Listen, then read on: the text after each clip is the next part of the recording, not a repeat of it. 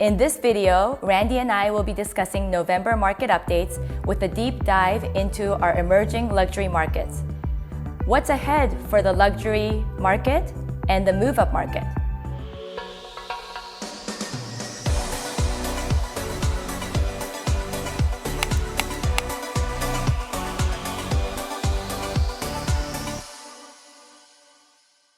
Konnichiwa, my name is Kaori Nagao, and welcome to my channel, Kaori Luxury Real Estate.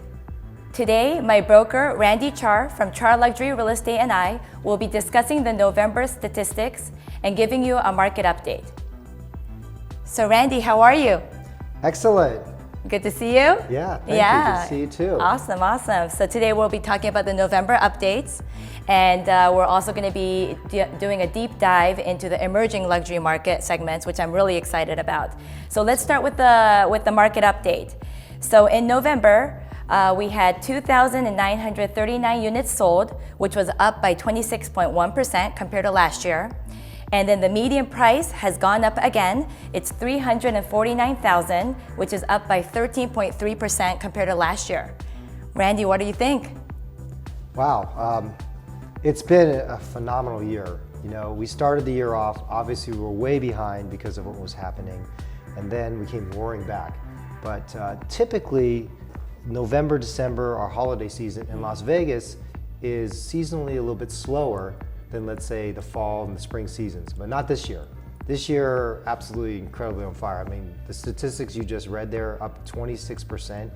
That is a huge jump, and even more surprisingly, the appreciation in Vegas at 13%, over 13%, is very high.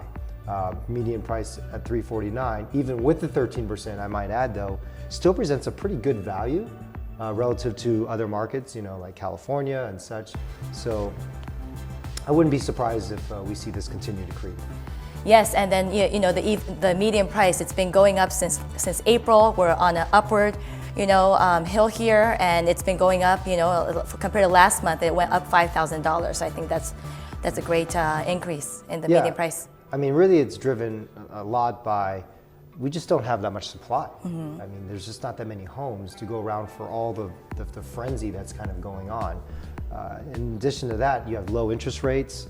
I think the last one we read is like mid-twos. I mean, that's just incredible. Absolutely. So that presents a more affordable payment option for folks. And $349, coincidentally, is just a hair under the FHA limit. Yes. So you don't even need a lot of capital, a lot of down payment to be able to get into a home. So with all those things combined, it's no surprise to see that things are going pretty well. Wonderful. Now looking at the luxury market, which is $1 million and plus, last month in November, 90 units were sold. We are up by 95.6% compared to last year. That's a significant percentage again, right, Randy? And the median price also at $1 million and $5, which is up 6.4% compared to last year. Yeah, that's actually pretty surprising to see that much absorption increase from November of last year. I mean, it's almost doubled, 90 sales. And when you go out there, it's really happening. You know, one thing is to read statistics, the other is kind of to live it. In the last 30 days, we've had 3 multi-million-dollar transactions occur. One gentleman was coming from California, splitting his residences. We were looking in Southern Highlands, which is interesting that the inventory was so low. His budget was in the $3 million range, and he couldn't find what he was looking for. Wow. So he just moved up to, the mid-4s and decided that was okay for him. Wow. So that was interesting. We had another listing that was over 10,000 square feet. Normally homes of that size don't typically move very fast. And we've had multiple people, buyers, kind of pursuing that home, and ultimately we were able to put that one in escrow. And then finally, even in the high-rise market, which has been a little bit slower this year relative to single-family homes, we've had one that was over $2 million that we just was able to sell last week for someone, again, coming and moving in from out of town. So, the activity is definitely there. People are feeling it. They're feeling the supply, the tightening of the supply, and I think that's creating people's sense of urgency in the higher end market, because their net worth is still relatively protected. The stock market's doing well. They feel good. Their businesses have recovered for many of them. So I guess that's reflecting in these numbers here. And as far as the median price, 6.5%, 6.4%, obviously that follows. Not as much as the affordable market, and that kind of makes sense that people at the high end are still not going to just pay whatever, but they are going to pursue the homes that are quality out there. Absolutely, fantastic. Now I'd like to talk about the emerging luxury markets in Las Vegas.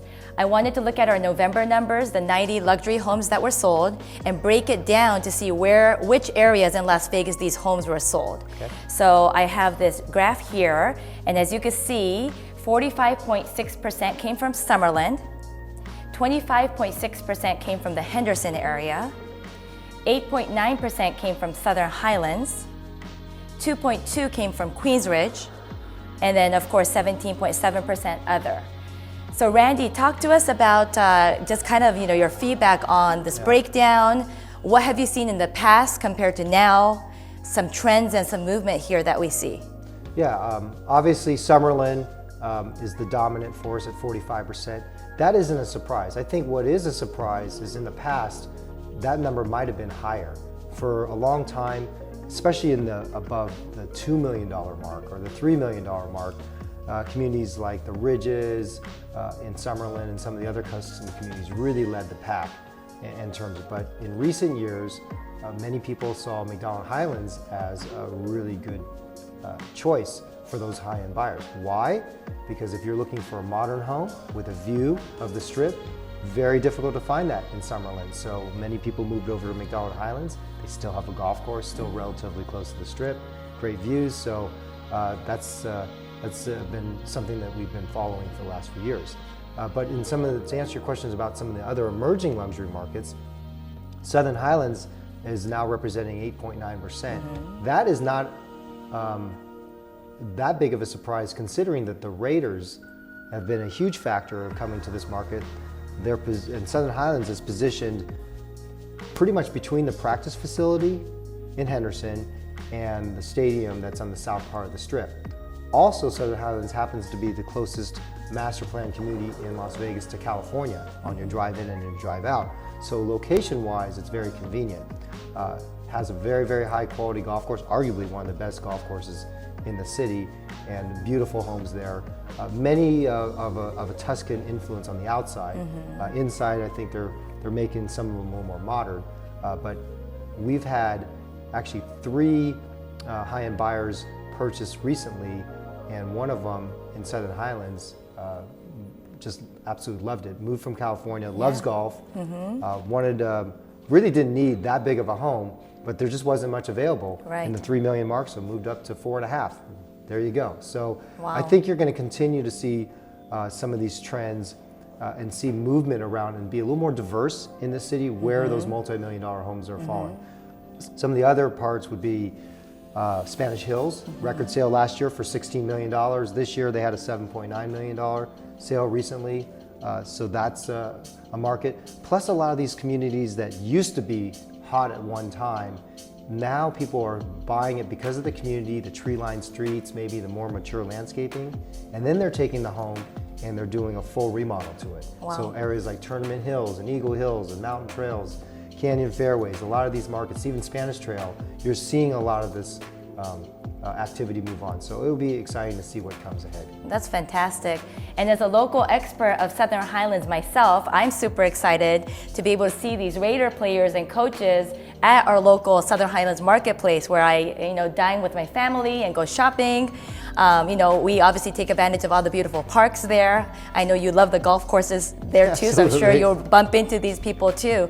But Raiders, of course, we're super excited to have them here in our Las Vegas community and looking forward to getting into the stadium, the arena in the near future. Actually, I had an opportunity to see the first game that was there, which was a UNLV football game. Nice. For that stadium is remarkable. So it's going to be exciting to see all the action, all the fans. Absolutely, and we'll have to make sure we do a video on the Allegiant Stadium. So coming soon, next year. So just wanted to kind of do a deep dive into these different markets. And of course, Summerlin, as you mentioned, has always been kind of the predominant luxury market, especially the 2 million plus. So of the 90 homes that were sold, 41 of them were in the Summerlin area, 45.6%, and their median price was 5% over the market, which was $1,575,000. This breakdown was really interesting for me because, as you can see, there were 13 homes in the Ridges that were sold of the 41 in Summerlin, and also 12 of them at the Red Rock Country Club. And you can see the difference in the median price here. Ridges at $2 million median price compared to Red Rock Country Club at $1.29. Can you talk to us about that, Randy? Is this a surprise for you, or is this something kind of, something you thought about? So the Ridges at 13 sales, $2 million. The Ridges typically has been known for the above $2 million market. Maybe the reason why it's averaging at $2 million is they do have some townhomes and some semi-custom production homes, but for the most part, if you want a custom home in the Ridges, you're probably in the 3 up category. Great. Whereas Red Rock Country Club, the meat of those sales are gonna fall between, let's say, just under $1 million to almost $2 million for the most, for more or less. But they both sold equal amounts, 12 against 13, which was the majority of that 41. The other 16, though, like we mentioned before, are coming from, again, a lot of those resurging communities that were built maybe 20 years ago that people love because of the mature landscaping and the characteristics. They don't look so cookie cutter. Places like Mountain Trails, Eagle Hills, Tournament Hills, Canyon Fairways, the Willows, those are all communities. Palisades, these are all communities that have $1 million plus homes in them. Right. And you can see there, 16 sales, quite a bit of activity there. Absolutely. And speaking of Red Rock Country Club, obviously they have a beautiful golf course there, which I'm sure you love playing, but we will be going there next week for our holiday party for our team, so I'm really excited. And another side personal note, I actually got married there at the Red Rock Country Club 13 years ago. So stay tuned for more videos on Red Rock. There you go. And now let's look at Henderson. And I love learning more about Henderson because obviously for me, it's a city right next to us, especially from Southern Highlands. It's just right there on St. Rose Parkway, but really looking into the different communities there. So of the 90 luxury homes sold in November, 14 of them were in Henderson, 25.6%. And the median price was $1.575, up by 6.7% compared to the market. So let's look at the Henderson numbers here. We have McDonald's Highlands at 3, we've got Seven Hills, Anthem, Green Valley representation. Oh, but Lake Las Vegas is at 6. Randy, what's going on over there? Yeah, interesting. Henderson market is very diverse. It has many pocket communities that are selling homes that are over $1 million, like the ones you mentioned. In addition, you have, Legacy, Roma Hills, etc. But Lake Las Vegas, and interesting you said that, 6 sales. Lake Las Vegas used to be a community that almost was like second or third homes for like international players. It's far out of town, but it's gorgeous. It has a huge lake, etc. What's recently happened is that many of the people, the supply is shrinking across the town, and Lake Las Vegas has frankly more land to build on, and it's gorgeous. So many of the builders are going out there, Blue Heron, and some other developers that are building these magnificent homes. And so it's no surprise that we're seeing that Lake Las Vegas is finally kind of coming around and having great performance there. Wonderful. So Randy, I'd love to kind of get your feedback on the 2 market segments that we always talk about on our team, the luxury market and the move-up market, and what's ahead for them? Well, it's interesting because we've talked mainly today about the luxury market. In Las Vegas, different people define the luxury market different ways. $1 million and plus just seems to be an even number. If you took the top 10% of the market, believe it or not, it's actually far less. Yes. Around 700,000 would be the top 10% of the Las Vegas market. So the median price is $350,000. We were talking about $1 million plus. That's a lot of room in between $350,000 and $1 million. And a lot of those, let's call it 500 to $1 million, are considered the move-up market. What's interesting is that has been a very hot market as well, but the buyers in that range are probably a little different than the $1 million or the $2 million plus high net worth individuals.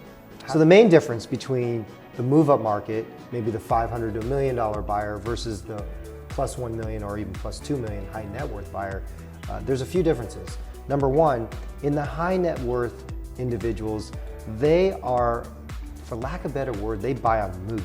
Now, what do I mean by that? it's not an ability thing. They're not a debt to income ratio type of buyer. They buy when they feel that they want something, right? Or they feel that it's okay. So for example, if the stock market is doing well and they feel rich, then they feel a little more at ease, that they have a positive outlook on the future political climate or the economic climate.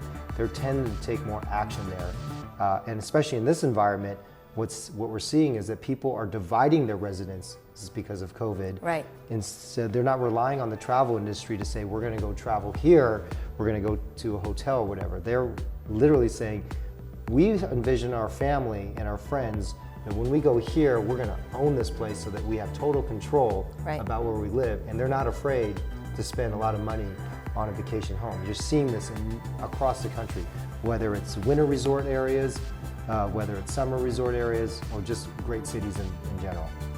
The move-up market, on the other hand, that is a lot more of the balance of affordability. Hey, I have disposable income, I have more buying power, especially with interest rates being low, I have more buying power, so now, what do I do? And I think the name of the game for those buyers, and the advice we always give is, with interest rates being so low, don't try to time the market, move because the affordability is there for you. And if you find something that you like, have the confidence that where you're gonna move out of, you're gonna get top dollar for it right now, especially if you're moving up the ladder. Absolutely. So that's the difference between the move-up market and the luxury market, and I think hopefully we'll get into that a little bit more. I know we're running short on time, so absolutely. in the future. Yeah, we'd love to cover the move-up market possibly in the next month market update. So thank you all for watching. This is Kaori Nagao, your Las Vegas lifestyle specialist. And for all of you that are new to my channel, please make sure to subscribe, like, hit that notification bell. I would love to hear your thoughts. Please comment below, and we hope to see you next week. Thank you.